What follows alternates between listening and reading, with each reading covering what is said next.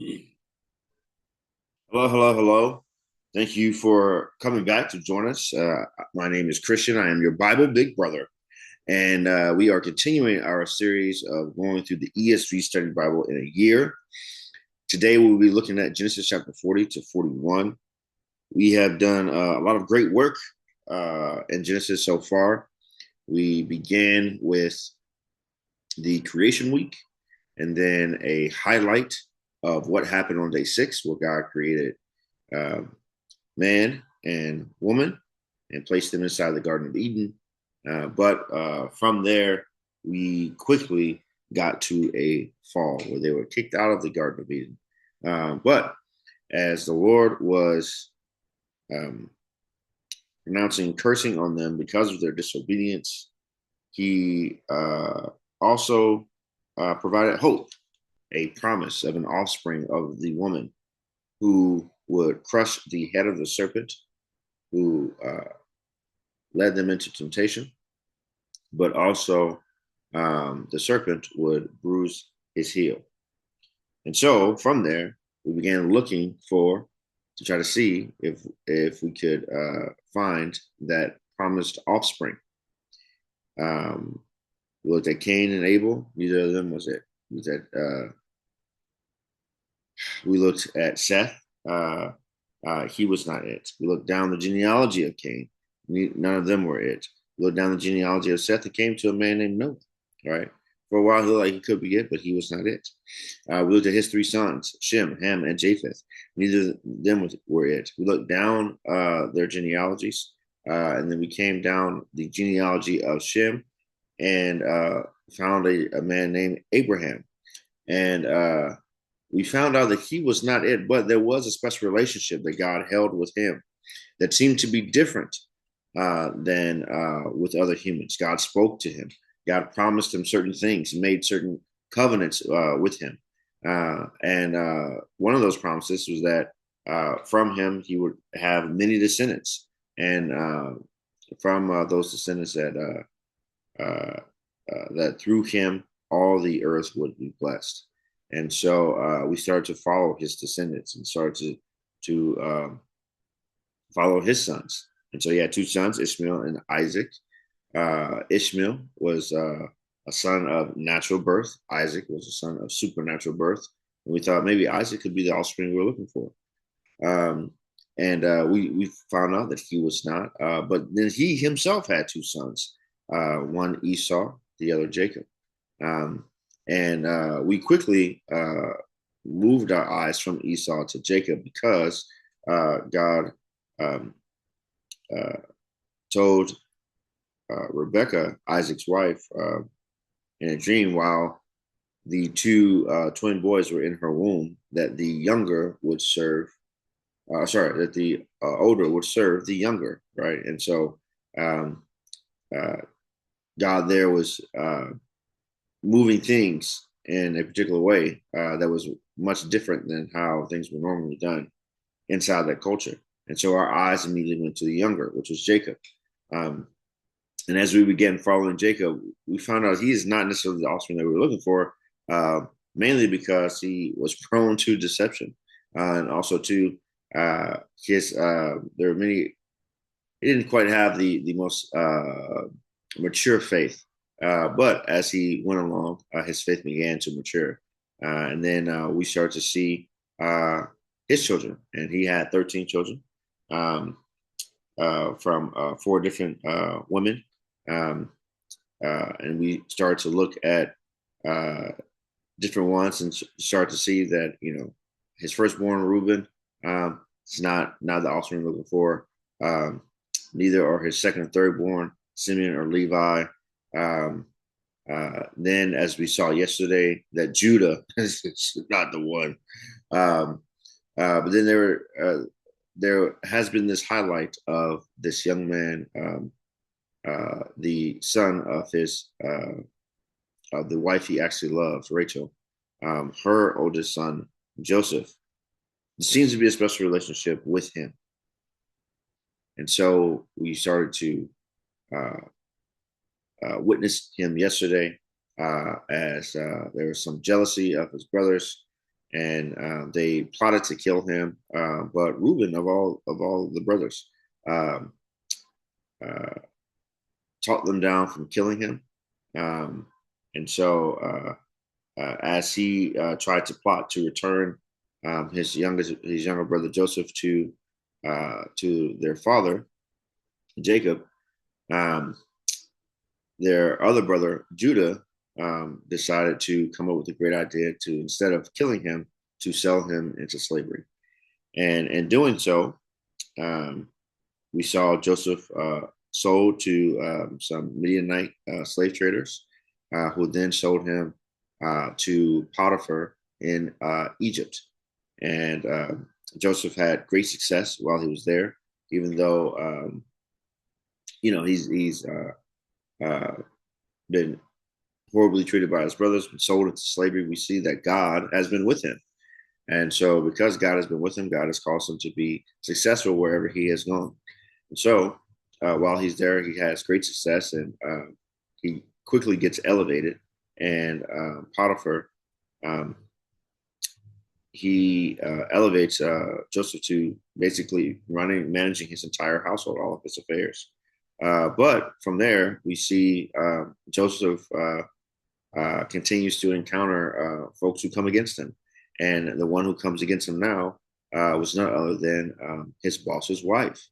Um, and she comes against him not because of something wrong that he has done, but because of his um, uh, right moral nature. She finds him very attractive and wants to lie with him. But Joseph refuses this offer, not only because it would be distrustful towards uh, his boss, Potiphar, not necessarily his boss, his master, Potiphar, who has put him in charge. And it would be a breach of trust there. But Joseph says, because it would be a sin against God. Even if Potiphar knew, God knows. And because of this, she lies about Joseph, falsely accuses him of sexual assault, and then Potiphar has him thrown into jail. But just like the Lord gave Joseph success in Potiphar's house, he also gives him success in the prison. And Joseph is quickly elevated in the prison to basically running the day-to-day operations of the prison. And so that is where we left off. And now we'll see today what has happened to Joseph in the prison. Does he gain his freedom, or is he elevated somewhere else? Or does he go through more hardship that is not by his own doing? So without further ado, let's get into Genesis chapter 40. Oh, sorry. I didn't have it ready. Sorry about that. Genesis 40 to 40. All right. Genesis chapter 40 to 41. Sometime after this, the cupbearer of the king of Egypt and his baker committed an offense against their lord, the king of Egypt. And Pharaoh was angry with his two officers, the chief cupbearer and the chief baker. And he put them in custody in the house of the captain of the guard, in the prison where Joseph was confined. The captain of the guard appointed Joseph to be with them, and he attended them. They continued for some time in custody. And one night they both dreamed, the cupbearer and the baker of the king of Egypt, who were confined in the prison. Each his own dream, and each dream with its own interpretation. When Joseph came to them in the morning, he saw that they were troubled. So he asked Pharaoh's officers, who were with him in custody in his master's house, "Why are your faces downcast today?" They said to him, "We have had dreams, and there is no one to interpret them." And Joseph said to them, "Do not interpretations belong to God? Please tell them to me." So the chief cupbearer told his dream to Joseph and said to him, in my dream, there was a vine before me, and on the vine there were 3 branches. As soon as it budded, its blossoms shot forth, and the clusters ripened into grapes. Pharaoh's cup was in my hand, and I took the grapes and pressed them into Pharaoh's cup, and placed the cup in Pharaoh's hand. Then Joseph said to him, this is its interpretation. The 3 branches are 3 days. In 3 days, Pharaoh will lift up your head and restore you to your office, and you shall place Pharaoh's cup in his hand as formerly, when you were his cupbearer. Only remember me when it is well with you, and please do me the kindness to mention me to Pharaoh, and so get me out of this house. For I was indeed stolen out of the land of the Hebrews, and here also I have done nothing that they should put me into the pit. When the chief baker saw that the interpretation was favorable, he said to Joseph, I also had a dream. There were 3 cake baskets on my head, and in the uppermost basket there were all sorts of baked foods for Pharaoh, but the birds were eating it out of the basket on my head. And Joseph answered and said, this is its interpretation. The 3 baskets are 3 days. In 3 days, Pharaoh will lift up your head from you and hang you on a tree, and the birds will eat the flesh from you. On the 3rd day, which was Pharaoh's birthday, he made a feast for all his servants and lifted up the head of the chief cupbearer and the head of the chief baker among his servants. He restored the chief cupbearer to his position, and he placed the cup in Pharaoh's hand.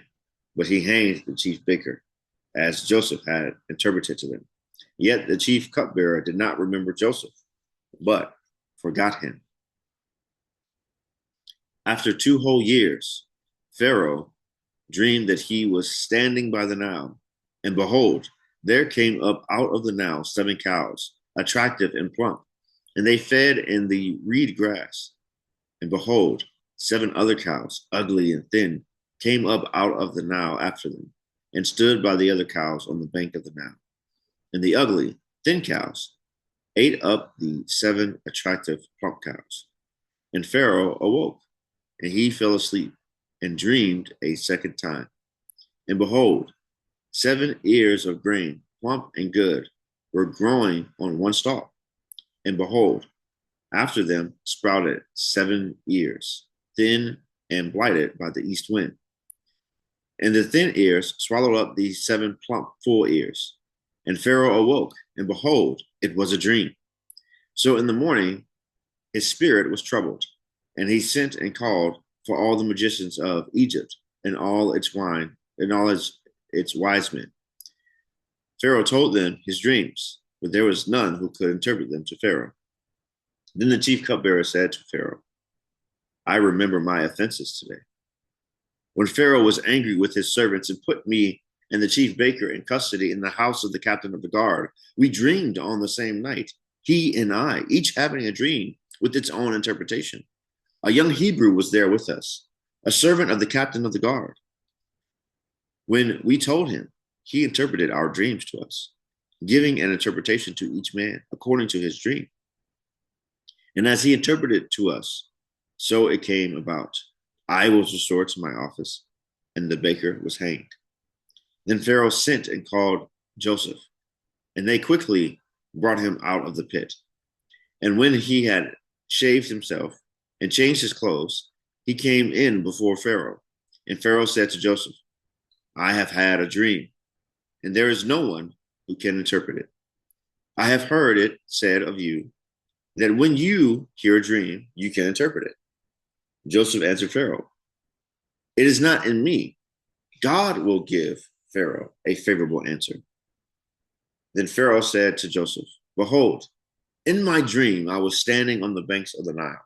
7 cows, plump and attractive, came up out of the Nile and fed in the reed grass.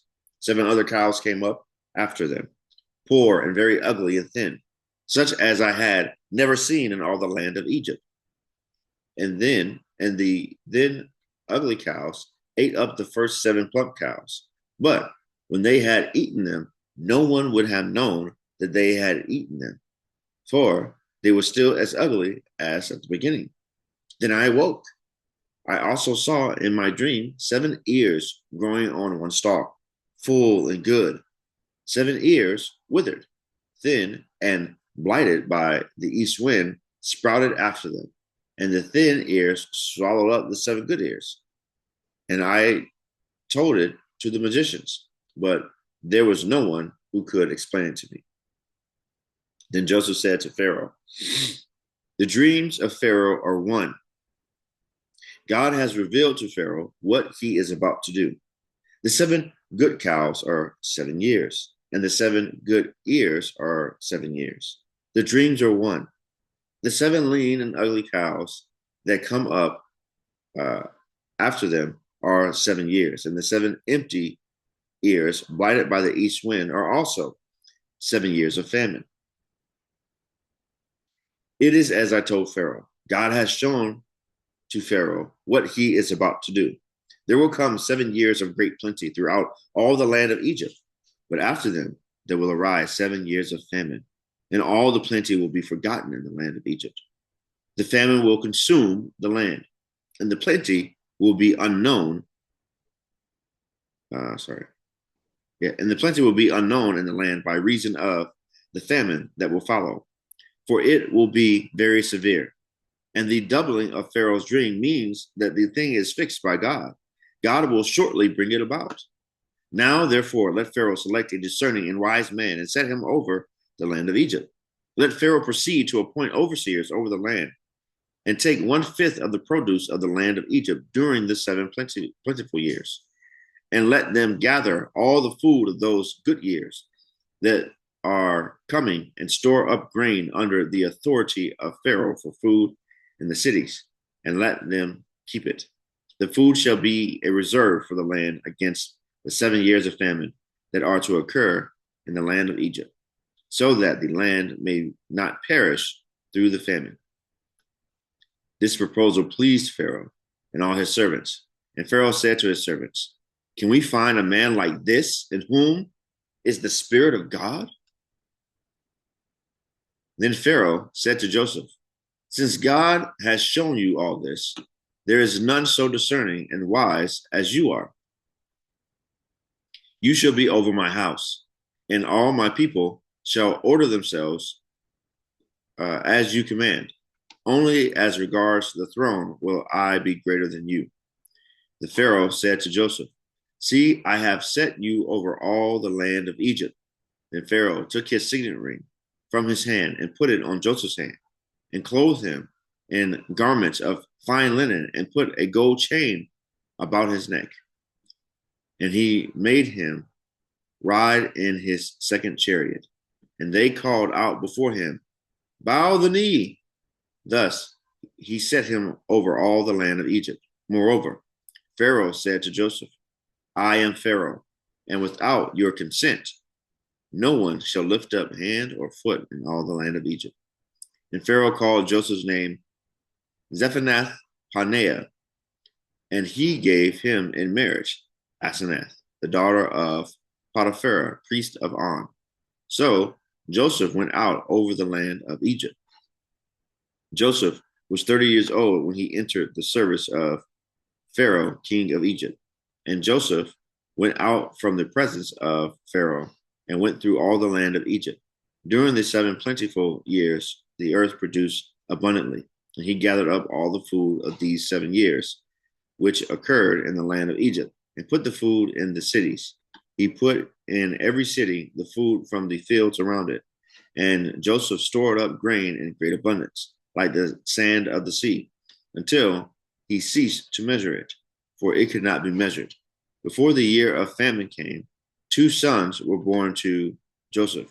Asenath, the daughter of Potiphar, priest of On, bore them to him.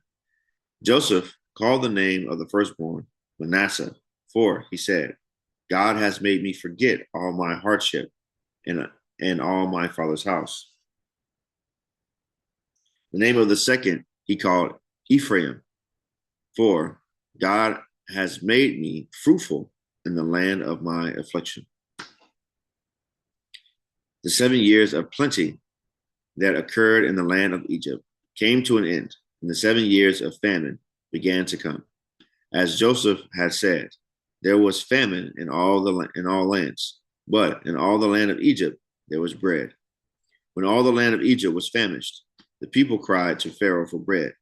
Pharaoh said to all the Egyptians, "Go to Joseph. What he says to you, do." So when the famine had spread over all the land, Joseph opened all the storehouses and sold to the Egyptians, where the famine was severe in the land of Egypt. Moreover, all the earth came to Egypt to Joseph to buy grain, because the famine was severe over all the earth. This is the word of the Lord. All right, let's get to the notes. Chapter 40, verses 1 to 23. Joseph and the king's prisoners. The events recorded in this chapter take place sometime after Joseph's imprisonment began. Two senior royal attendants are imprisoned for offending Pharaoh. With God's help, Joseph interprets their dreams, predicting that one of them will be reinstated, but the other put to death. These events prepare the way for Joseph to be later summoned from prison to interpret Pharaoh's dreams. Chapter 40, verse 1. Committed an offense against. In chapter 39, verse 9, the same Hebrew word is translated sin against. In contrast to Joseph, who refused to sin against God, the cupbearer and baker have sinned against their Lord, who, as king of Egypt, enjoyed divine status. The repetition of the rarely used expression, king of Egypt, emphasizes the seriousness of their offense. The primary duties of the cupbearer and baker, as their title suggests, were to provide the king with drink and food, respectively. As royal attendants, they had unique access to him, and they were trusted to keep him from being poisoned. Okay, wow, there's a lot of valuable information here. So, if we go back, let me see, chapter 39, chapter 39, verse 9 is not on there. So, just give me 1 second. Let's put this back here. We'll go. Okay. So,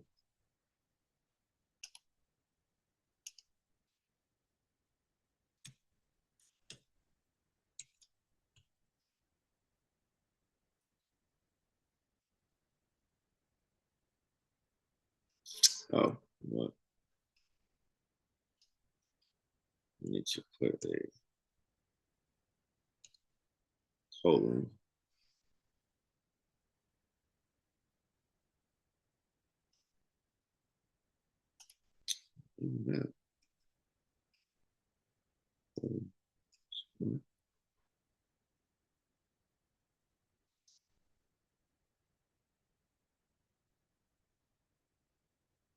All right. He is not greater in the house than I am, nor has he kept anything from me except you, because you are his wife. How then can I do this great wickedness and sin against God? Right? Sin against God. Sometime after this, the cupbearer of the king of Egypt and his baker committed an offense against their Lord, the king of Egypt. Right. So we this is great stuff by the ESV Study Bible to try to make sure that we have these things connected. Right. Joseph is in the same place in prison with these two guys. Joseph, one who would not sin against his master nor sin against God, is there in prison, right? So he is innocent. The cupbearer and the baker, two men who are very highly trusted, just like Joseph was, highly trusted of their Lord, have committed an offense against the Lord. While Joseph is innocent, these highly trusted individuals are guilty. Yet they find themselves in the same place, right?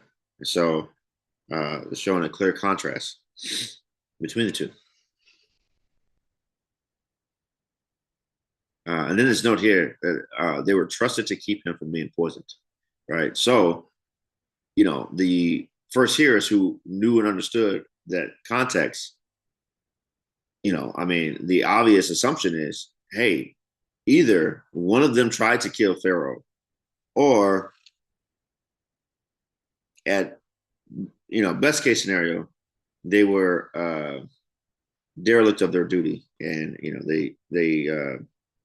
uh, might have missed something. Okay? Chapter 40, verses 2-3. Two officers. The Hebrew terms saris and sar, used to denote the status of the cupbearer and baker, are identical to those used of Potiphar. See chapter 37, verse 36, and 39, verse 1.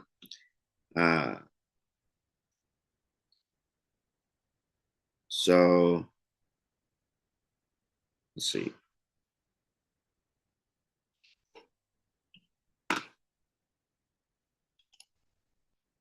Let's see, 37, 36.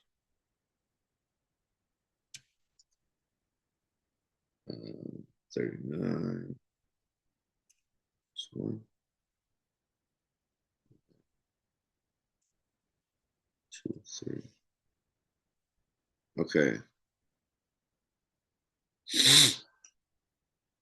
So Midianites had sold him in Egypt to Potiphar, an officer of Pharaoh, the captain of the guard.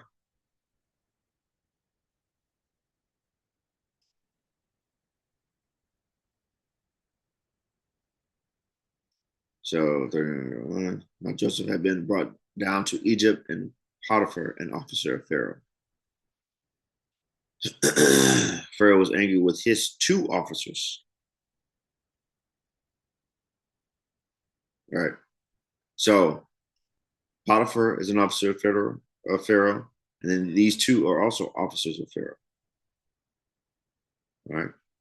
So we can see with these particular notes that the ESV Study Bible is trying to show us that within the Hebrew, there are linguistic connections that are trying to connect these stories between one another, right? Trying to contrast these two individuals with Joseph, but then also trying to connect these individuals with Potiphar.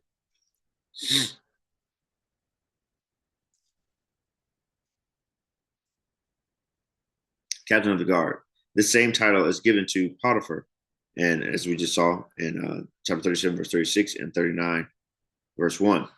Since Potiphar's name is not used in this context, however, the captain is probably another person, which we would expect that because, if Potiphar puts him in prison, we would expect that he's probably not the person that is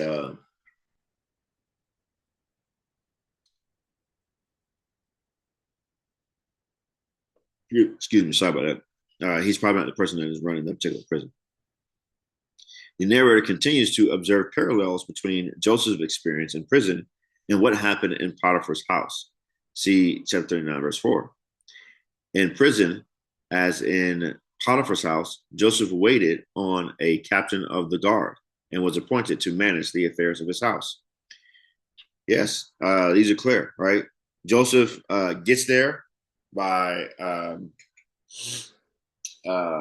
no fault of his own, and really by injustice, he gets there, right? However, once he's there, the Lord elevates him, right? So, again, like I said, these stories are connected, and hopefully we'll see why here coming soon. Chapter 40, verses 5-8. In the ancient Near East, dreams were often viewed as a medium of divine revelation. But because of their imprisonment, the cupbearer and baker no longer have access to the magicians and wise men who might have been able to provide an interpretation. See chapter 41, verse 8. All right. And so, as they started having the dreams, right, and especially as Joseph is brought in, right? Our mind should go back to what we read yesterday, right? Chapter 37, that Joseph is himself had dreams and was able to interpret those dreams, right? Now, prior to that, prior to this episode, we don't actually know if he's able to interpret them accurately, right? All we know is that, well, actually, we actually don't get an interpretation from him in those dreams. Um, so let's go back for a second. Let's go to 37. Oh, sorry, I'm fumbling over here. All right, chapter 37.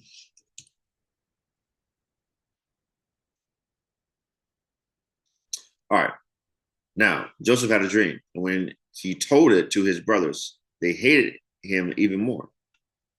He said, "Hear this dream that I have dreamed. Behold, we were binding sheaves in the field, and behold, my sheaf arose and stood upright. And behold, your sheaves gathered around it and bowed down to my sheaf." His brother said to him, "Are you indeed to reign over us? Or are you indeed to rule over us?" So they hated him, right? So here, he does not give interpretation. They do. They give an interpretation, and they don't like how they have interpreted it. Okay. Once again, then he dreamed another dream and told it to his brothers and said, "Behold, I have dreamed another dream. Behold, the sun, the moon, and 11 stars were bowing down to me." But when he told it to his father and to his father rebuked him and said to him, "What is this dream that you have dreamed? Shall I and your mother and your brothers indeed come to bow ourselves to the ground before you?" Once again, Joseph has a dream. He does not interpret it. His brothers interpret the first one. Now his dad interprets the second one. Okay. And so up until this point, we don't even know if Joseph can interpret dreams. All we know is that he has them. Right? And so, and up until this point, right? For those of us who are first encountering the story, we don't know what these dreams mean. We just know that he's had it, right? Also, too, we know up to this point of him having dreams, right? We knew that God spoke to Jacob in dreams. God spoke to Rebecca in dreams, right? And so I think, if I'm remembering this correctly, Abraham and Isaac, I think, but spoke to Abimelech in dreams, right? So we've seen God spoke to Laban in a dream. So we've seen God speak in dreams, but we have not encountered yet this dream of pictures that must be interpreted, right? Up until chapter 37, all the dreams that we've encountered were God clearly, either making a command or promising something or having a direct encounter where there was no need for interpretation, right?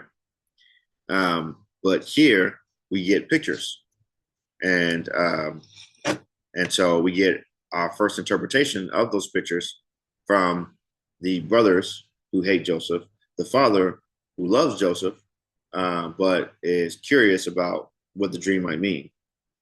But he's keeping it in mind, right? But they are the interpreters, right? We have not seen Joseph interpret it. So we don't know up until this point if he even has the power to do so. But we do know that he has dreams, right? Now, if we go to back to 40.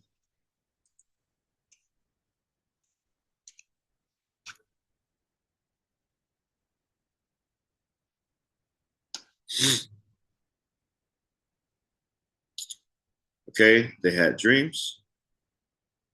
Okay. When Joseph came to them in the morning, he saw they were troubled. So he asked Pharaoh's officers who were with him in custody in his master's house, "Why are your faces downcast today?" Man, we'll look at that. Why are your faces downcast? Things might be connected to something else. They said to him, "We have had dreams, and there is no one to interpret them." And Joseph said to them, "Do not interpretations belong to God? Please tell them to me." Now, what we do know, we don't know if Joseph can interpret dreams, right? But we do know that Joseph does have a special relationship with God. That has been clear this entire time, right? Not only has it been clear about what we have seen in the narrative, but the narrator has said it over and over again, right? So, as they're looking for an interpreter, right, and we are thinking in our minds, right, well, hey, they had dreams, Joseph had a dream, okay, right? And they're looking for an interpreter. We don't know if Joseph can interpret the dreams. Well, Joseph says, hey, don't interpretations belong to God? God interprets dreams. Tell them to me. And he is not putting himself up as the interpreter, right? But as one who has a relationship with the interpreter, right? So you tell them to me, I can converse with the Lord and I can tell you, right? I can give you the interpretation of the dream based upon, you know, what God has said, right? So he is not putting himself in the shoes of the interpreter, but as one who has a relationship with the interpreter, right? Very good stuff. Very good stuff. One thing I want to see real quick. Uh, Genesis 4.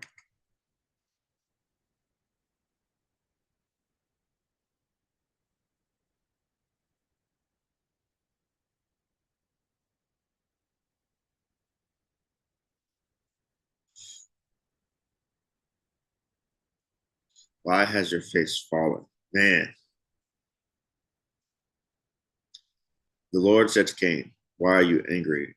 And why has your face fallen? If you do well, will you not be accepted? And if you do not do well, sin is crouching at the door. Its desire is for you, and you must rule over it. Right? Um, man. All right, so here, instead of why is your face downcast, why has your face fallen? Thought I would have said downcast. Let's see, four, what verse is that?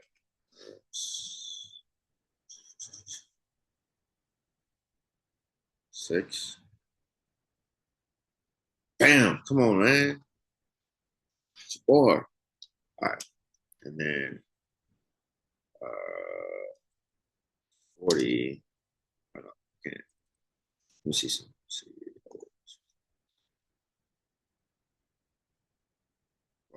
Fallen, depressed, despondent, resentful.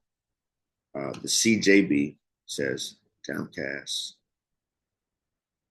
fallen, cast down, happy, disappointed, despondent, fallen, countenance fallen. All right. The NIV has downcast.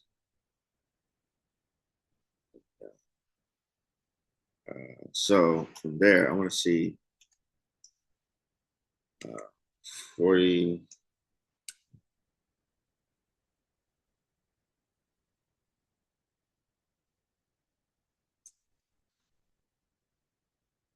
Come on, man. We're shooting from the hip today. Goodness. So for those who aren't looking, I was searching for the exact verses so that I can see on Bible Gateway. I can compare the translations, but you can only do so if you do like one verse at a time. And so, but when I went looking inside of each chapter, right, I don't have the chapter verses up there. And so, based upon where something is in the chapter, I was guessing what verse it was. And so, two times in a row, I guessed right. So, the Lord has been favorable to me in my guesses. All right. Da, da, da. Look sad, look sad, look sad, look sad. Okay. Sad, worried. Yes, yes, downcast, yes, downcast. Sad, unhappy, sad, unhappy. Okay, so These are probably not the same Hebrew words at all. What does the NIV have? NIV.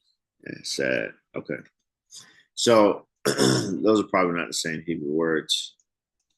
What's in chapter 40? It's not the same Hebrew word that is in chapter 4. Okay. Uh, however, you know, maybe you guys can see where I was going though. All right. All right.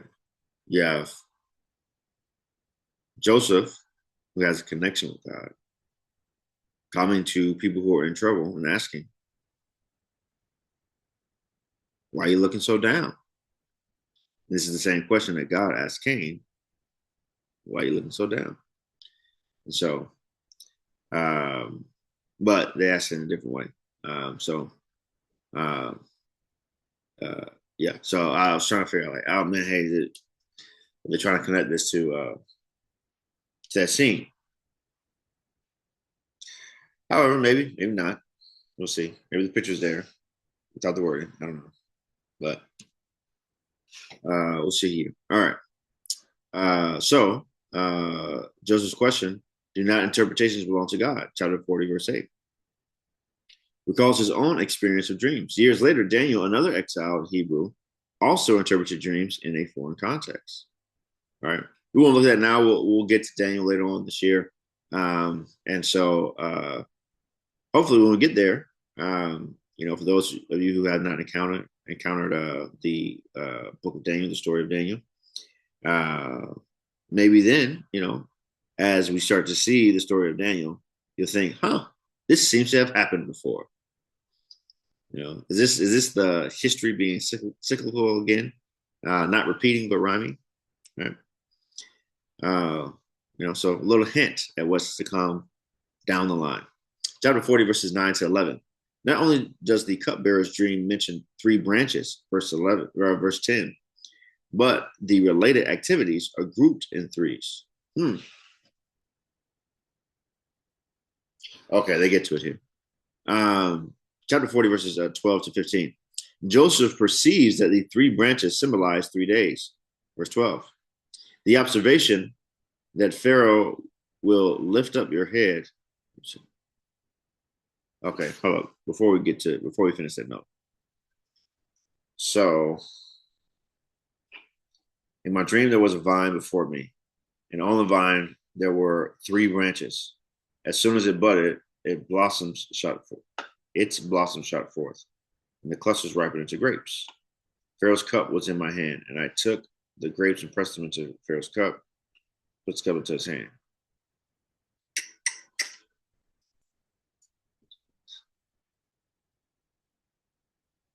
What's the note again?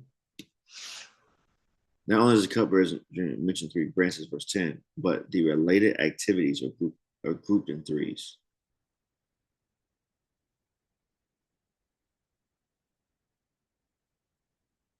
The related activities. I'm going to show what they mean by that.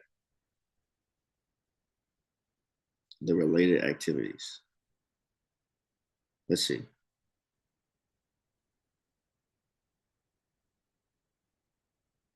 I don't know.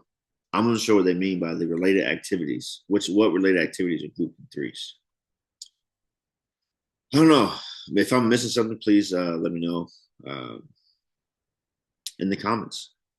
All right. So the next note, chapter 40, verses 12 to 15. Joseph perceives that the 3 branches symbolize 3 days.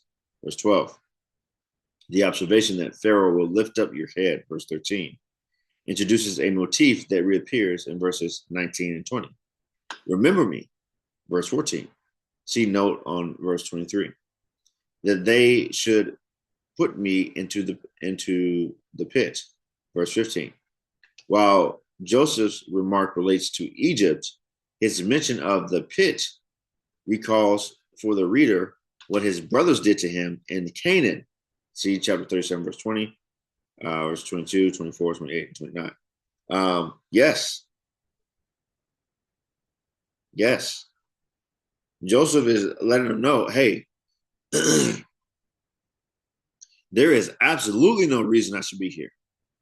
Right? I have done nothing to deserve this, from being in the pit, from being sold into slavery, from being falsely accused, to then being put in prison. I have done nothing wrong this entire time.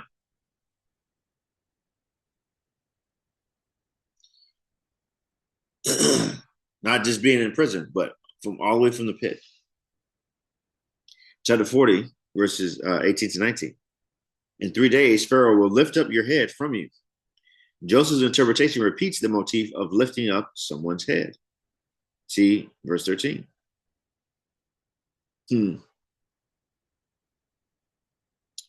Maybe, let's see. Let me go back here real quick. Why are your faces downcast today?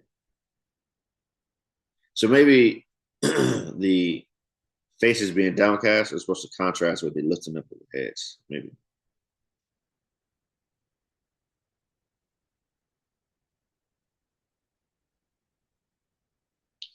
Pharaoh will lift up your head and restore you. Your face is downcast, but your head will be lifted up.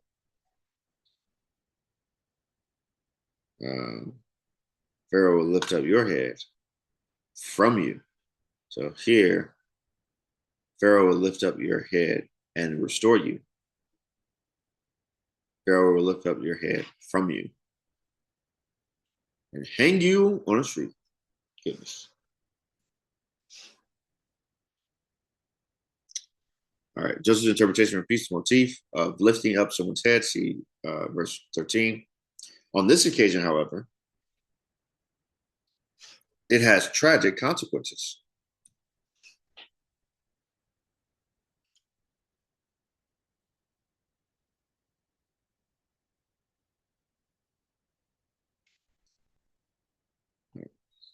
Whether or not the idiom requires decapitation, the baker's corpse was to be hung on a tree so that the birds could feast on it, reflecting the imagery of his dream. Chapter 40, verse 20 to 22.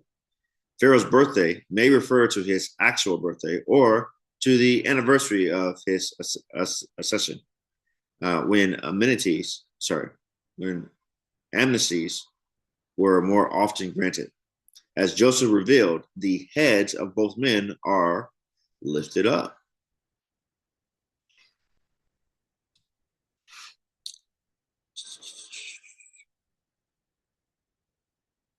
Yeah, on the third day, which was Pharaoh's birthday. Okay.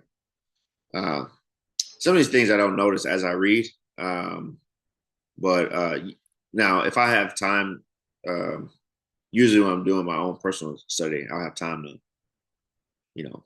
go back and look at each word slowly inside the text. But very beneficial though having the ESV Study Bible notes there to help us to intentionally slow down and look at key things within the text. So he made a feast for all his servants and lifted up the head of the chief cupbearer and the chief baker among his servants. Right. So hey, their faces were downcast. Joseph interpreted the dreams and saying, "Hey, Pharaoh will lift up your heads." Right. So not only get a dream interpretation, right, but you get some sort of a prophecy as well to go along with it. Right. I guess that is the interpretation of the dream, but right. And so, but again, we don't know up until this point. Hey, yes, Joseph has said that interpretations belong to God, but we aren't sure if God is actually speaking what those interpretations are to Joseph. But we get confirmation that at least one part is correct, where both of them are lifted up. And then immediately after, but he hanged the chief baker as Joseph had interpreted to them.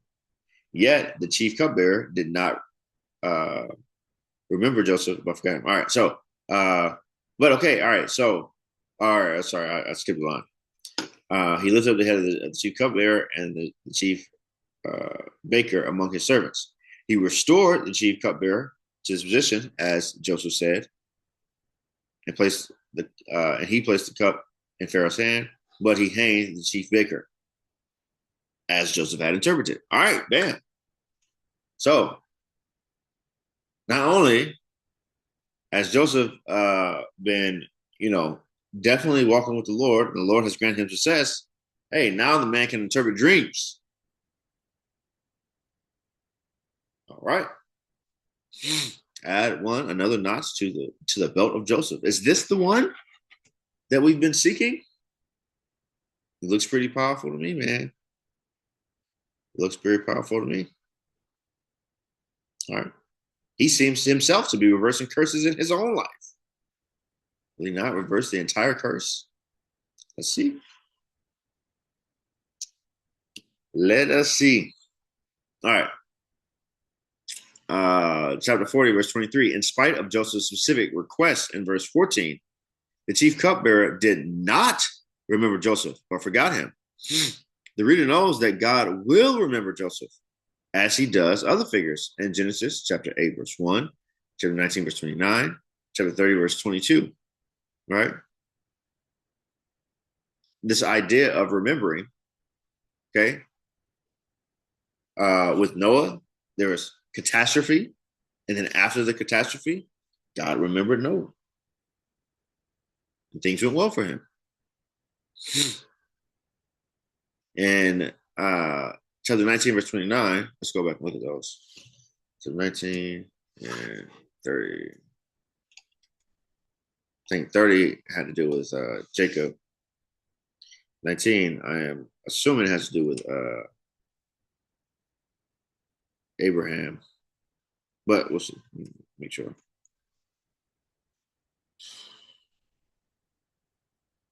Yeah. All right. So again, we get catastrophe, right? God destroys Sodom and Gomorrah, right? But as he is destroying Sodom and Gomorrah, he remembered Abraham, right? Because of his relationship with Abraham, right? He gets Lot out of the fire. Okay? Because he remembered Noah, he got Noah and his family out of the flood. And then chapter 30, 22.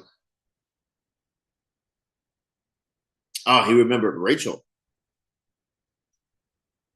Okay. God remembered Rachel. I mean, hey, he's handing out remembrance. God remembered Rachel.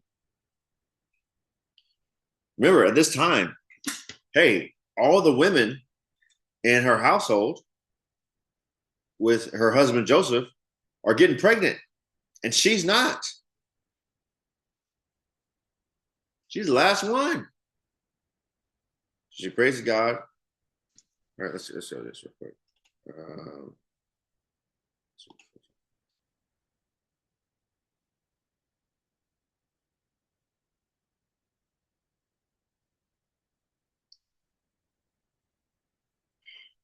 Okay. Okay, so it doesn't even say oh,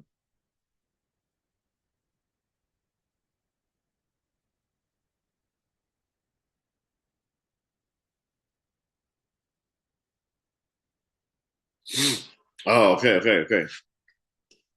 Let's look at this part up here. When Rachel saw that she bore Jacob no children, she envied her sister. She said to Jacob, "Give me children, or I shall die." Jacob's anger was kindled against Rachel.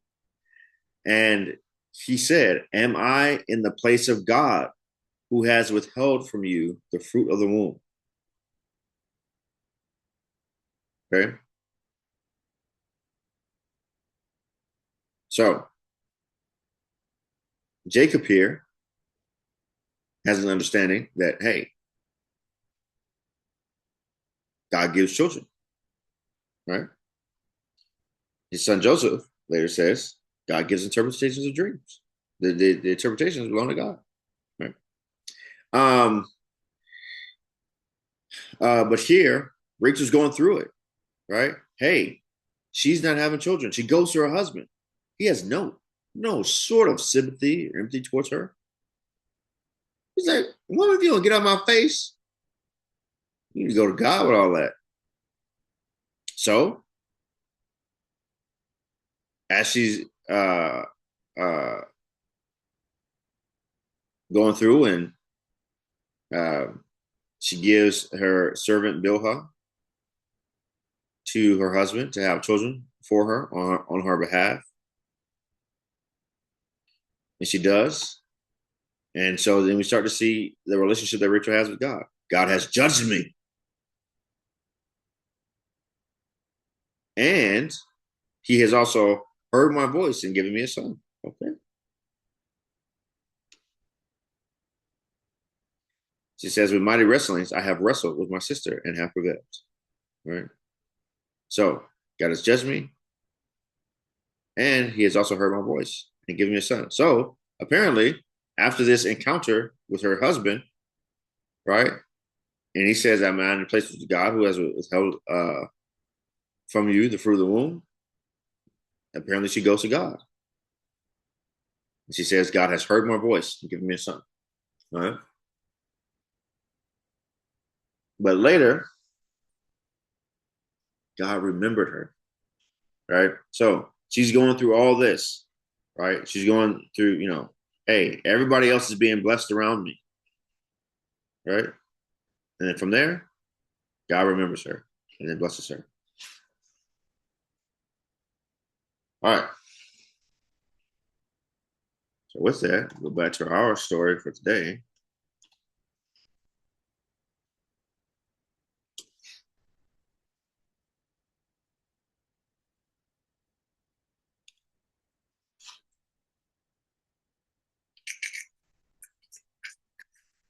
All right. So we've seen this remembering that God has done so far in Genesis, right? And so as soon as we see that the cupbearer did not remember Joseph, but forgot him, our minds should immediately contrast that with God. Whoa. The cupbearer forgot Joseph, but God is not a forgetter. Rather, he is a rememberer.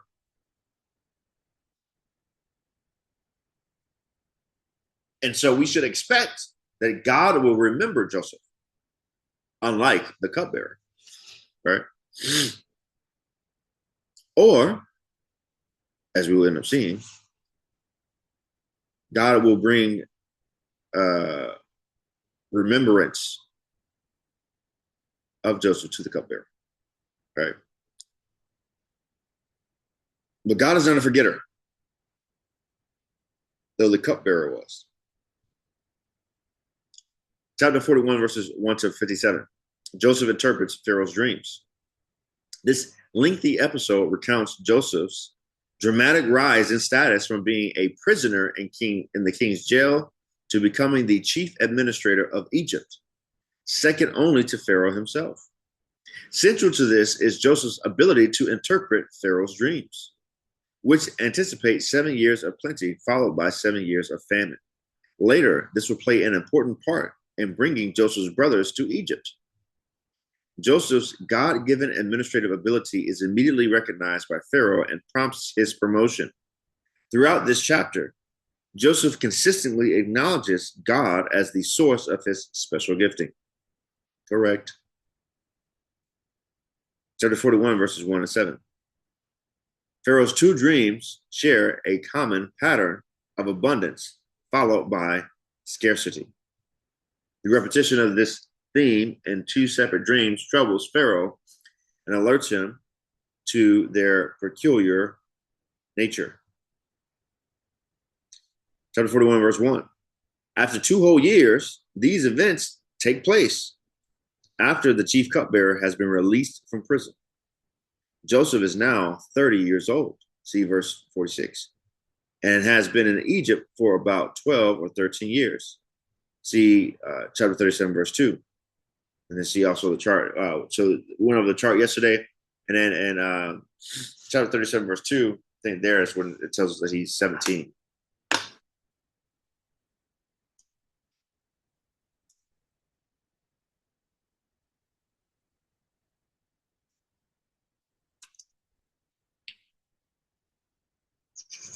Joseph, being 17 years old, was pasturing his flock with his brothers.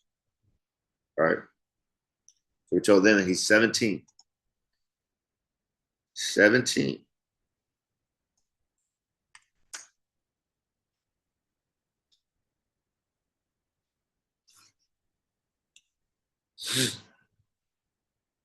All right. Chapter 41, verses 8 to 13. The inability of Pharaoh's officials to interpret the dreams prompts the chief cupbearer to remember Joseph and his capacity to accurately interpret dreams. Right? So as soon as we saw that, hey, the chief bearer might have forgotten and did not remember, but God is a rememberer. He does not forget. So somehow God will remember Joseph. Or what was left on the table is maybe he will cause the chief cupbearer to remember. But God is a remembering God. He is not a forgetful God. Okay? So we see here, God orchestrates events so that the chief cupbearer remembers Joseph. Right? And this kind of comes back to the circumstances that even put the dream interpretation deal in place, right? So the chief cupbearer and the chief baker were they were taken away from the magician and wise men of Egypt, so that they couldn't even consult them on the dream, right? And here with this dream, God removes their ability to interpret it. So the chief cupbearer and baker are removed from them. Here, God removes their ability.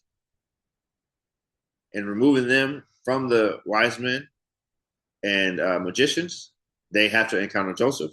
And removing the wise men's ability, here, the Pharaoh must encounter Joseph. All right. Great stuff. All right, chapter 41, verse 8. The magicians of Egypt. These were probably cultic officials who interpreted omens and signs, not to be confused with modern illusionists who perform to entertain. This is correct. I would say a lot of times we look at things in the Bible and we don't understand that like when it talks about magic, it is dealing much more with supernatural things, where our modern day magic a lot of time is just people who are utilizing sleight of hand, illusions, different things like that. They aren't actually doing anything supernatural, right? They're doing things that might look supernatural to the untrained eye, right? But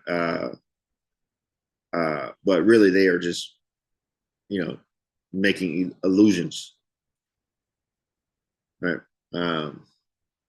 So when we see the biblical command against magic and things of the like, it is more against the things that try to get into the supernatural, but not things like illusions. Hey, I pulled a rabbit out of a hat, but the rabbit was already in there inside a hat that was, configured in one particular way to make it look like the rabbit's not in there, but it was in there the whole time. So this illusion, right, versus someone calling on demonic spirits to do certain things, right? Two different things. All right. The fact that Joseph is very successful with dream interpretation, because interpretations belong to God, chapter 40, verse 8, leads one to believe that Joseph is defeating the Egyptians on their own turf.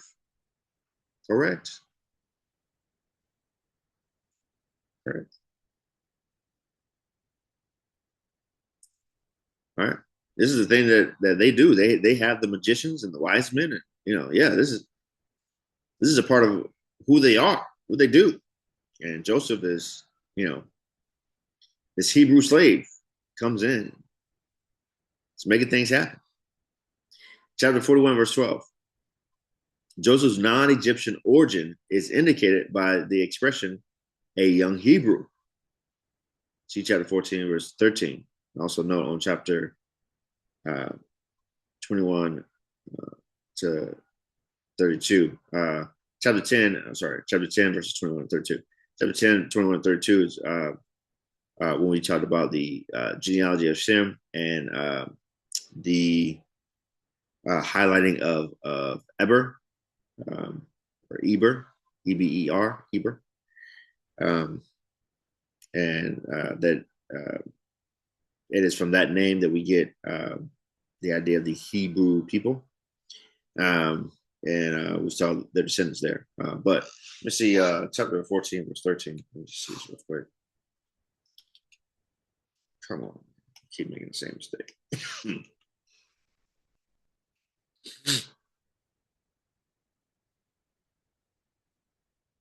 All right, and Abram was called a Hebrew.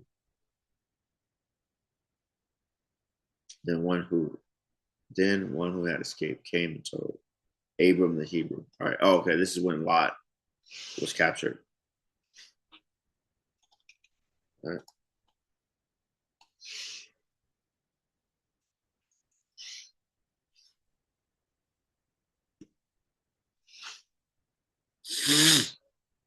Okay. Chapter 41, verse 14. The brevity of this verse conveys the speed with which Joseph was brought from the prison to Pharaoh's court. Protocol required that he be shaved and clothed before entering Pharaoh's presence. The expression out of the pit graphically illustrates what it was like for Joseph to be incarcerated in prison.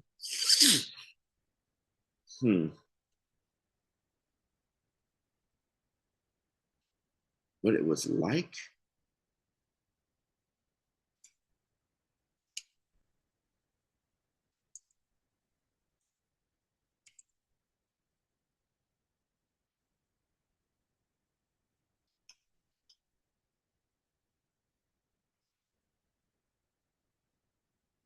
Um, I don't know if this is a representation of what it was like.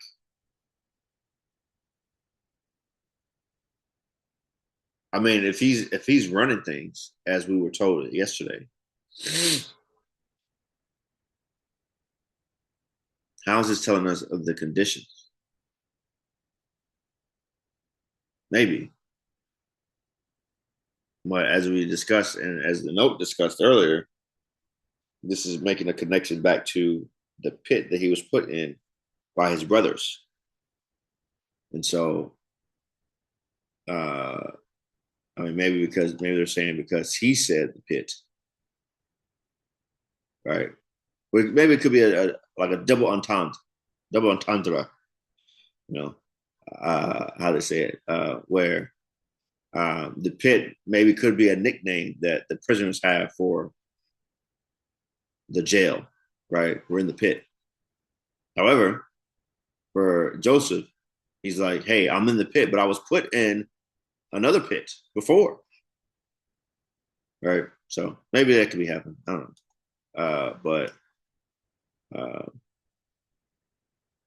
yeah, I don't know. I think there might be some imagery there uh, that would lead one to think about the pit that he was in before uh, from his brothers. But maybe not. Maybe not. Here I go again, arguing with biblical scholars. Okay. We'll see. We'll see. All right, chapter 41, verses 15 and 16. Joseph responds to Pharaoh by unambiguously stating that God, not Joseph, is the one who will answer Pharaoh's request. Okay? All right, it says crossover chapter 40, verse 8, which is the same thing that he told the cupbearer and baker, right? That God was the one who interpreted dreams. Chapter 41, verses 17 to 24. Pharaoh's description of the dreams repeats almost word for word what has been reported by the narrator in verses 1 to 8. This repetition underlines the importance of the dreams. Yep. All right. So we get it first from the narrator.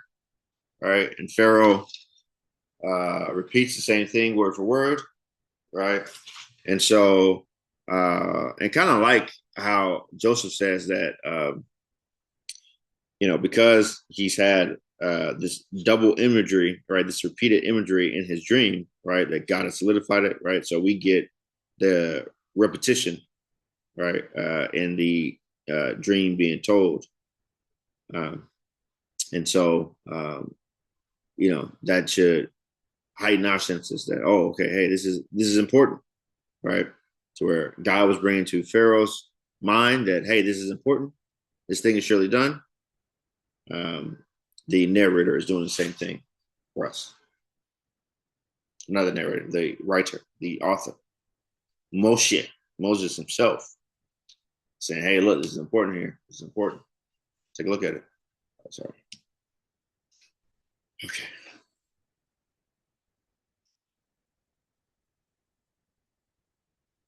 Oh.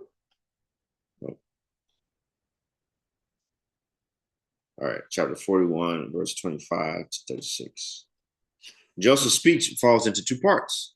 Emphasizing the divine origin of the dreams, Joseph interprets their meaning to Pharaoh in verses 25 to 32. He stresses that the twofold revelation indicates that they will be fulfilled soon, right? What we just discussed. In verses 33 to 36, Joseph outlines the action that Pharaoh ought to take in order to prepare for the 7 years of famine.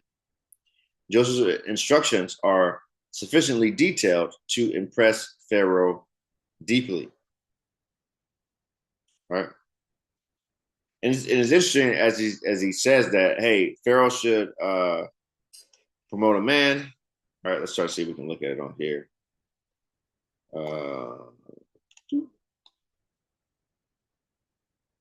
33. Now, therefore, let Pharaoh select a discerning and wise man and set him over the land of Egypt. I mean, hey, this is not a foreshadow, right?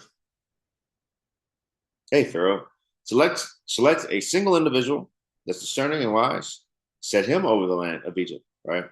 I wonder now if this is the same Hebrew word as for wise men. Hold on, let me see something real quick.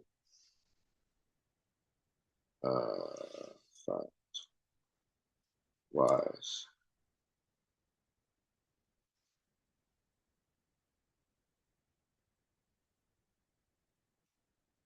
Let's see. He sent and called for all of the Egyptians and his wise men.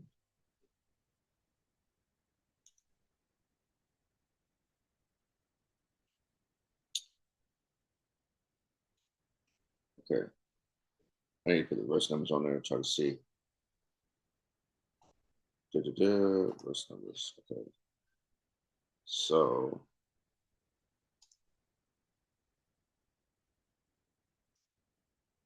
verse 8, 41, verse 8, and then 41, verse 33. 41, 8, and 4, 33. All right, let's do this. Bible Hub.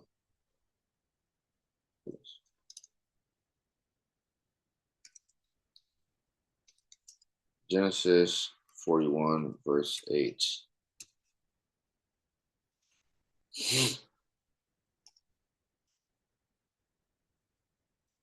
All right, we're gonna go to BibleHub.com, do the interlinear, so we can try to see what the word is in Hebrew that they're using here for wise. So interlinear.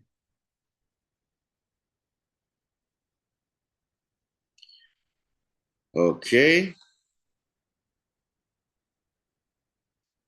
Wise men. Hake Meha. Hake Meha. Let's see. Whoa. Come on, man. Oh, we get all these ads. What?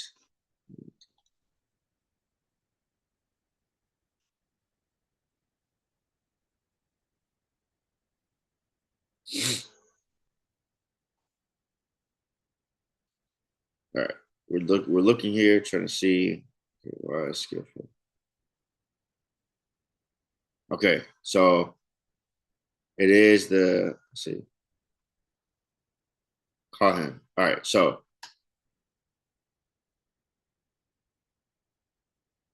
it is the same and wise. Wise man.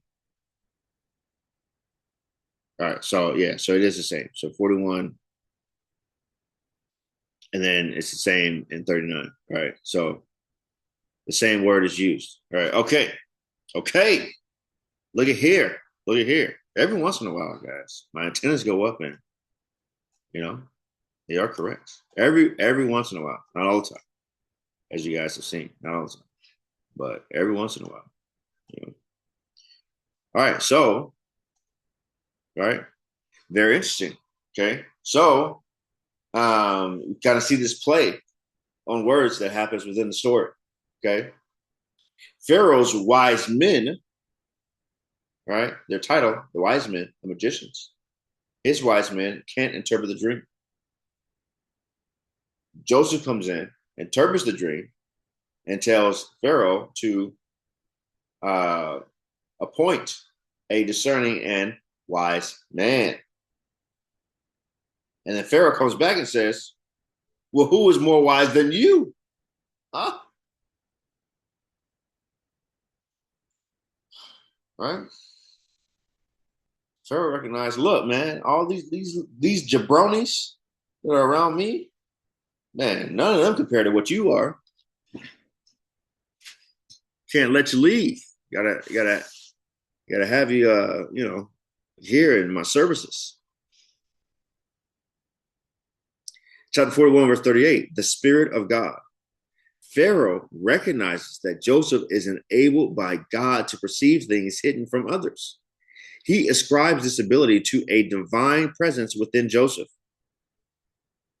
While Pharaoh undoubtedly interpreted this according to his own religious outlook, the early readers of Genesis would have understood Joseph's divine empowerment as being consistent with what they recognize as a recurring feature within Israelite religion.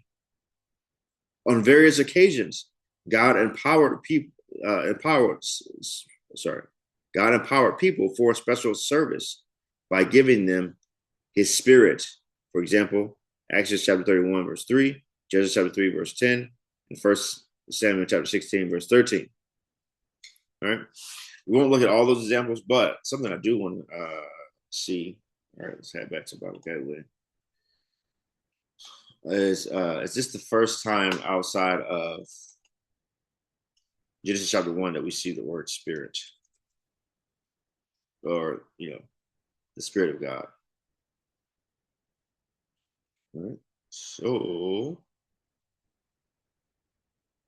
right. So Genesis.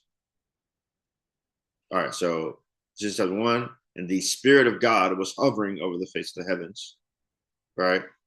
God says that His Spirit should not abide with man forever.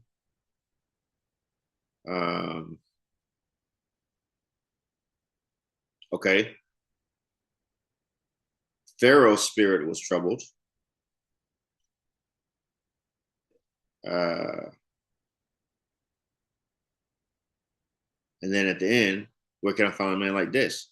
In whom is the Spirit of God, right? So Spirit of God. So this is the only the second time so far in the Bible, but in Genesis, that we get the term Spirit of God, right?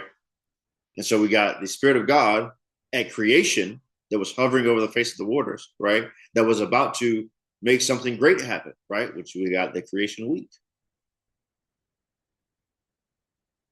And so are we getting like some sort of maybe a third creation, right? Or am I supposed to go there? Right?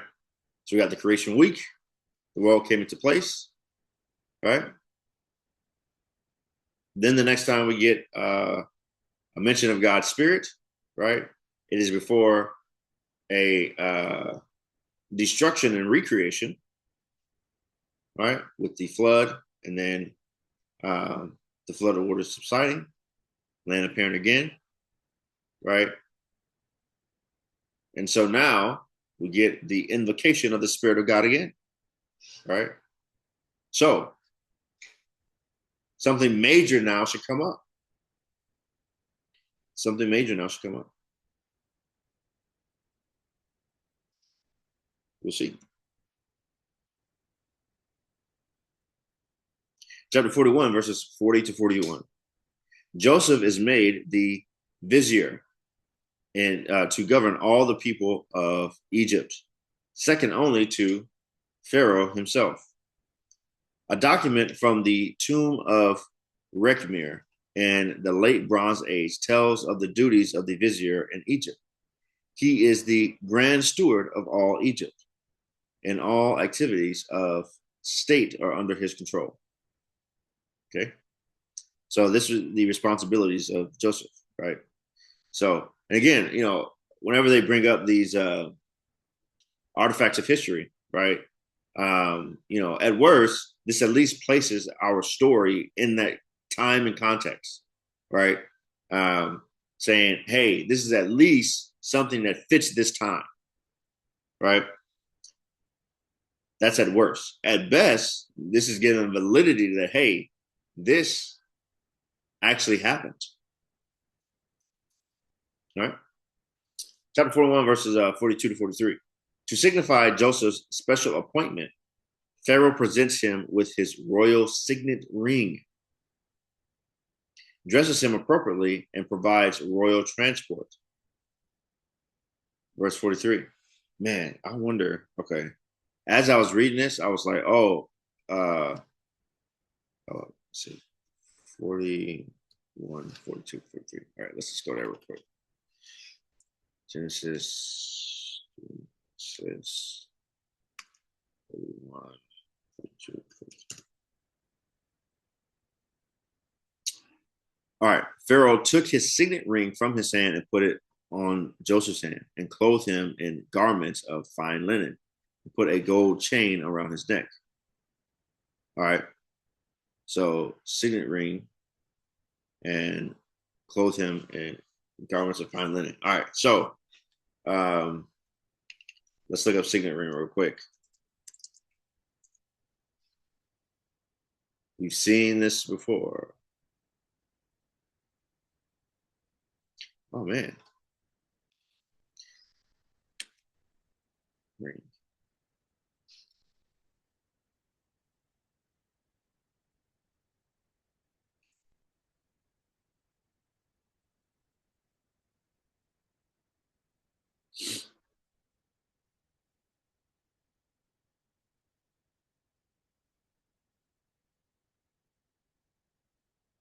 Man, what did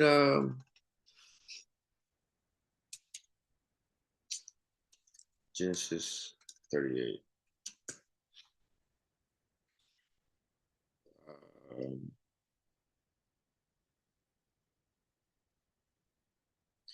what did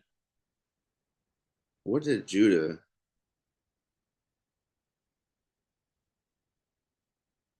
What will you give me? The pledge. Your signet. Yeah.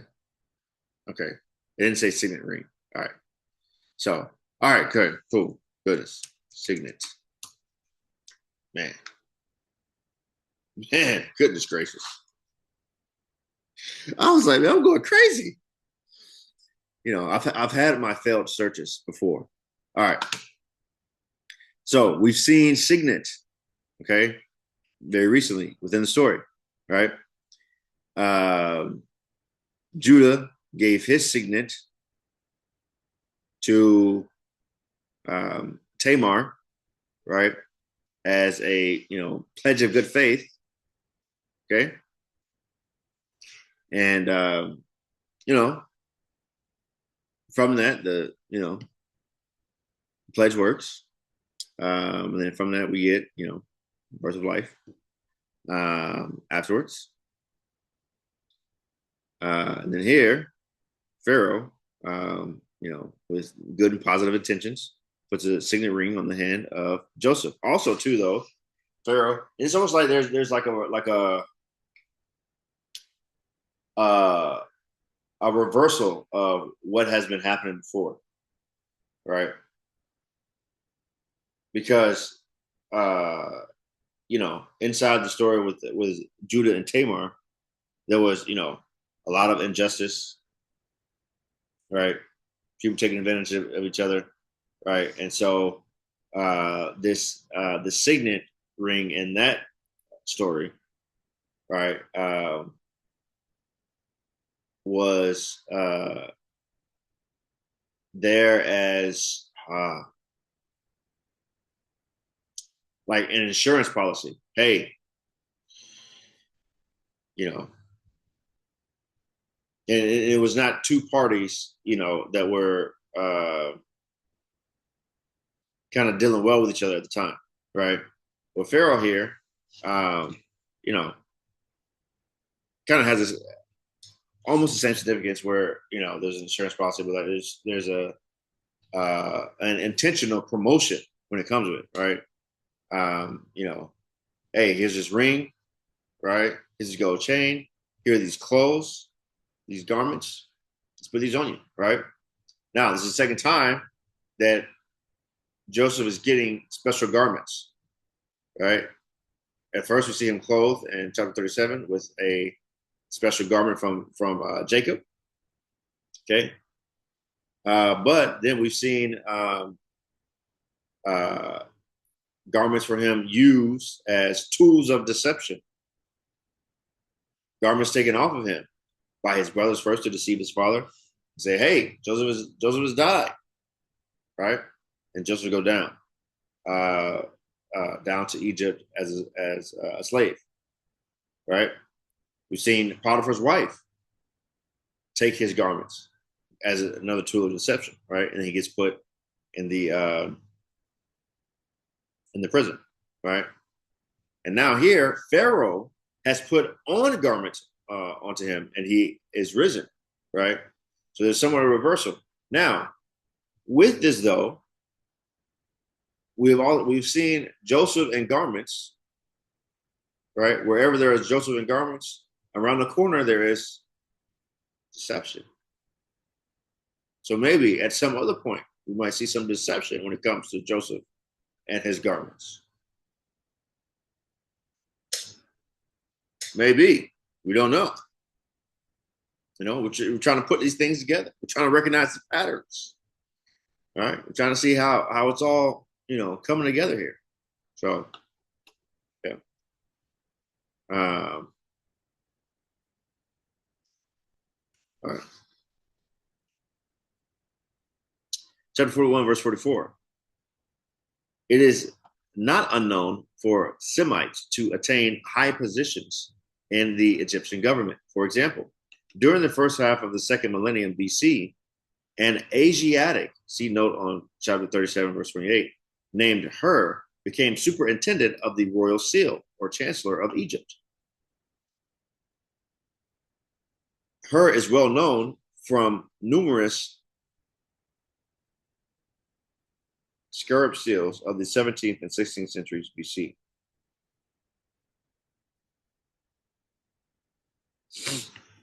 So,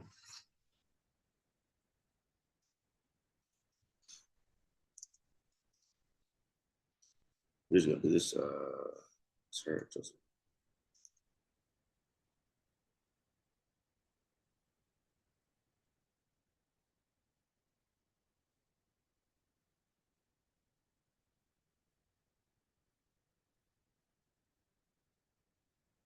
is Hur.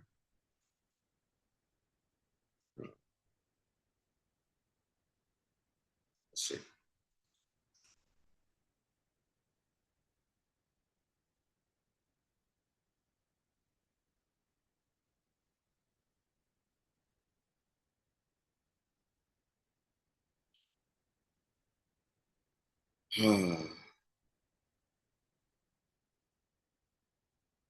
Scarab cells.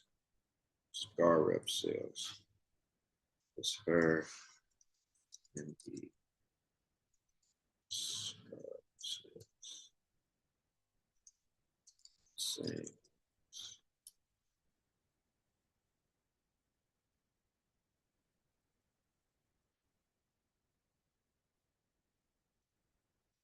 Association of Bible Resource.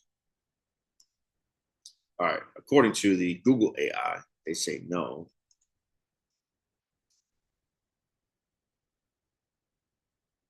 Uh,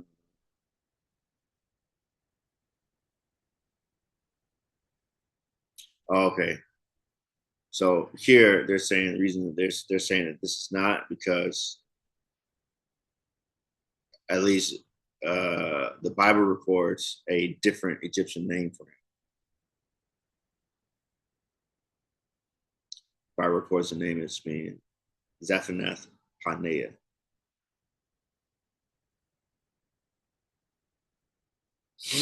Okay. During the Hyksos period, then there was so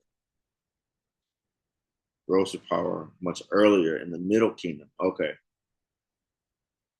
So they're saying is this is 17, 16, 17. So 17. So 1600, 1500s. So Joseph is like 100 or 200 years before. They're saying Joseph is 100, 200 years before uh, the time of this character named her. All right. Cool. So I looked it up real time, man. Real time. Real time. So I say, hey, man, hey, are we getting corroborating evidence saying that hey, we found him. We found who Joseph was. Right. But no, her and Joseph in the Bible, two different people, right? And the ESV Study Bible now is not suggesting that he is. I just wanted to, I was interested in my mind, like, hey, could this be? Right. But because they're within two different time periods, you know, maybe they are, maybe they're not, depending on how you date the Exodus. We'll see. We'll see. We'll see. All right. Chapter 41, verse 45. Called Joseph's name Zaphanath Paneah. The provision of an Egyptian name and a wife completes the process by which Pharaoh fully integrates Joseph into the royal court. Joseph's marriage to Asenath, the daughter of Potiphar, priest of On, would have completed his assimilation into Egypt. By marrying into a prominent priestly family, Joseph would gain additional acceptance. Right? Now, I will not lie. My antennas went up when it came to this, right? Because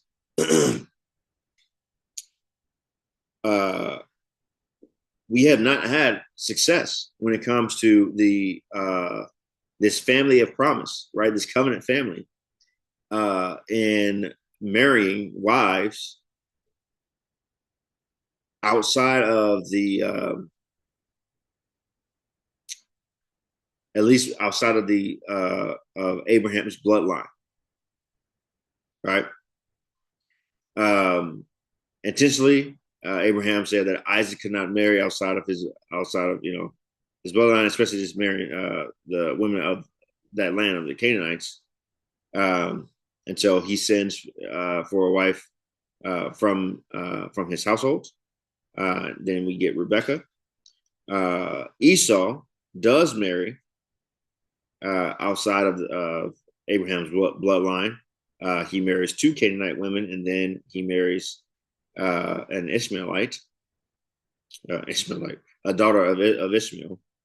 And then we see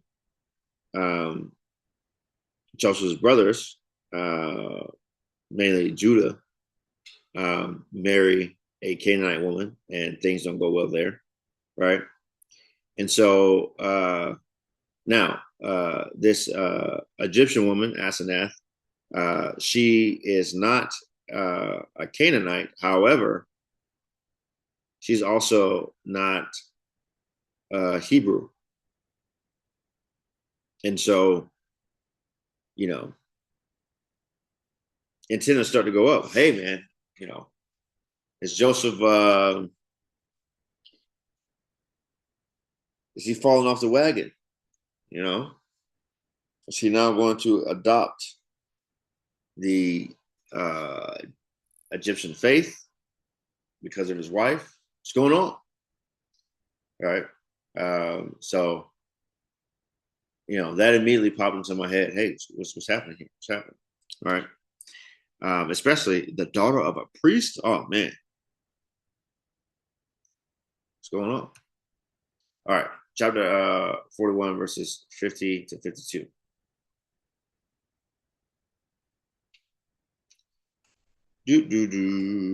All right, two more notes, man. Almost done. Almost done. Chapter 51, verses 50 to 52. The names of the two boys reveal that Joseph has not entirely forgotten the past. Okay. Hey, we were worried. We were worried. Right. But he seems to give the boys Hebrew names, right? And then names that reflect his relationship to God, right?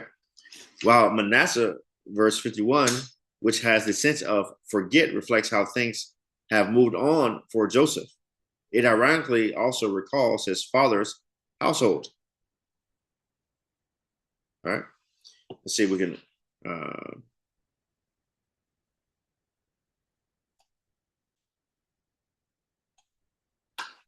Joseph called the name of his firstborn Manasseh, for he said, God has made me forget all my hardship and all my father's house. Right. So there's separation from his father's house, right? Hey, I'm here. I've risen to prominence. Got a wife now. Got my own new household, right? Echoes back to Genesis chapter 2 or chapter 1, right? Where no, chapter 2, in chapter 2, where a man leaves his mother and father to cling to his wife. All right, I forgot my house, forgot my household. Right, but again, there's emphasis on God. God has made. Okay, so hey, maybe he has not given up the ghost so far. Then the name of his second one, Ephraim, for God has made. Okay, God has made. God made everything come into being. God has providentially, put him here. Right, there's still a recognition there. Right, so even though he has, in all intents and purposes, become Egyptian on the outside, he has an Egyptian name. He has an Egyptian wife, wearing Egyptian clothes, living in an Egyptian palace, right? Running the Egyptian government. However, internally, his faith is still pure. God has made. God has made. God has made me fruitful in the land of my affliction. All right. Did not when God made, first say, man, be fruitful and multiply and fill the earth? Well, he has made me fruitful in the land. Not only fruitful in the land where I have been afflicted. All right. So Joseph has not forgotten God. Though Joseph on the outside looks like one of the world, let's say, though he looks like an Egyptian, one who is not on the side of God, internally there is an obvious faith. Right. And we see that in the naming of his children, right? Which we've seen before, right? As a pattern here in Genesis, right? Where the naming of the children can tell us about the folks in their relationship with God. All right. Last note for chapter 41. Chapter 41, verses 54 to 57. As predicted in Pharaoh's dreams, the 7 years of plenty are followed by a famine that extends well beyond the borders of Egypt. Joseph's preparations, however, ensure that food is available for the Egyptians and all the earth. Verse 57, that is, all the Eastern Mediterranean region. Cross-reference note on chapter 6, verse 17, right? And so this idea of all the earth, right, it could be all the earth for this people, right? Within the mind of the author, within the mind of Moses, right? All of the known world, per se, right? So which could have just been that region. All right. So, and um, because we have this um, famine that goes out into all the earth, right? Maybe that should have us looking forward to, hey, what's going to happen next, right? If a famine is going into all the earth, right, and we have before we leave, right? So when the famine spread over all the land, Joseph opened the storehouses and sold to the Egyptians. For the famine was severe in the land, right? So when the famine was severe in the land in Egypt, the Egyptians came to buy from the storehouses. Moreover, all the earth came to Egypt to Joseph to buy again, because the famine was severe over all the earth, right? Well, if it was severe over all the earth, and we get that all the earth came to Egypt, we should expect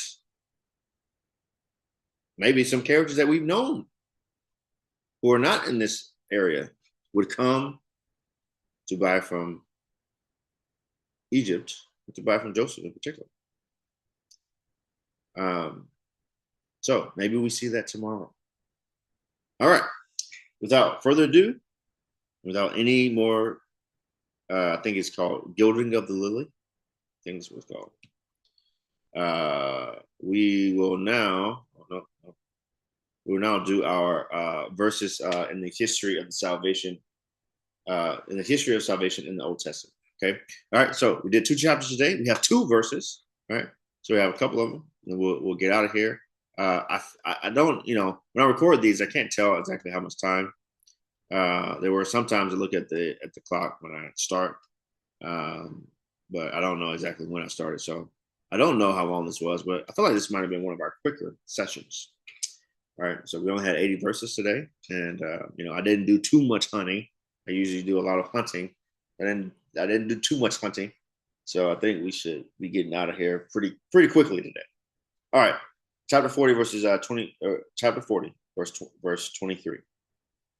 The trials of Joseph, testing his faith, anticipate the trials that come to Christ as man. Matthew chapter 4, verse 1 to 11. And that come to the disciples of Christ. Acts chapter 14, verse 22, and 1 Thessalonians chapter 3 to 4. All right.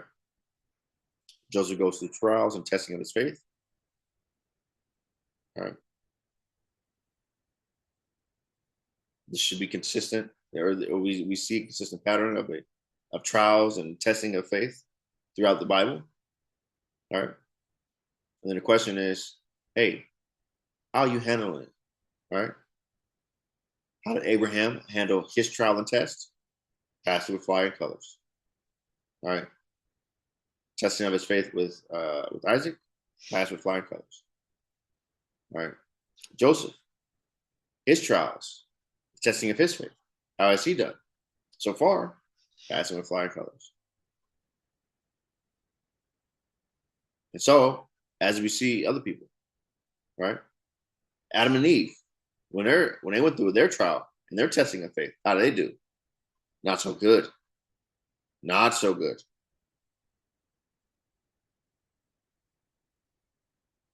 Cain, his trial, his testing of faith, not so good.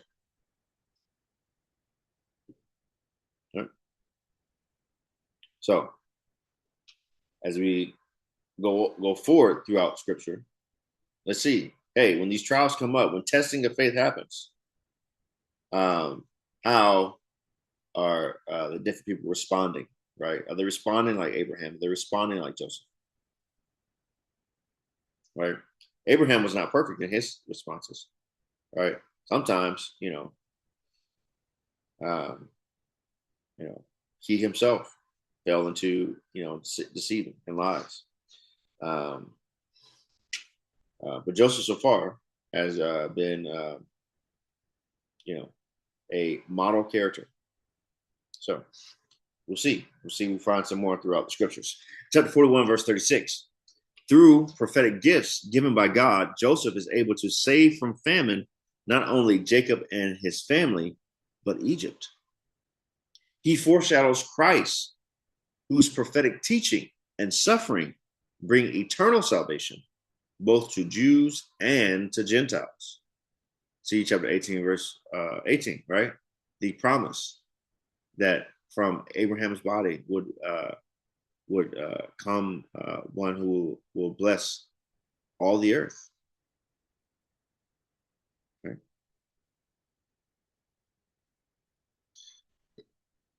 So, good deal. All right. I pray this is beneficial to you. I pray that this helps you.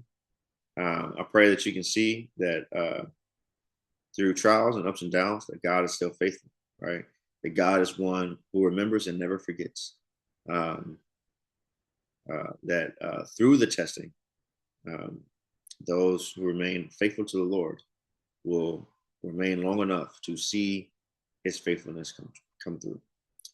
So, pray this all in the name of Jesus. I pray that you all have a wonderful day. Amen.